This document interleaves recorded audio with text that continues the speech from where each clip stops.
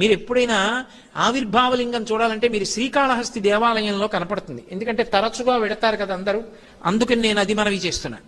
శ్రీకాళహస్తి దేవాలయానికి ప్రదక్షిణం చేస్తున్నప్పుడు ఆలయం వెనక్కి వెడితే ఆలయం వెనక గోడ మీద ఉంటుంది శివలింగాకృతి ఉండి మధ్యలో ఇలా చిరిగినట్టుగా ఉంటుంది. అందులో శివుడు సాకారంగా ఉంటాడు, కానీ పాదాలు కనపడవు. పాదాలు ఎక్కడున్నాయో తెలియదు, కింద తల కనపడదు.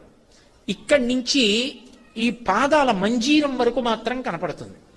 ఈ కింద ఒక పంది వెళ్ళిపోతూ కనపడుతుంది, పైన ఒక హంస వెడుతూ కనపడుతుంది. ఏమిటో తెలుసా దాని అర్థం?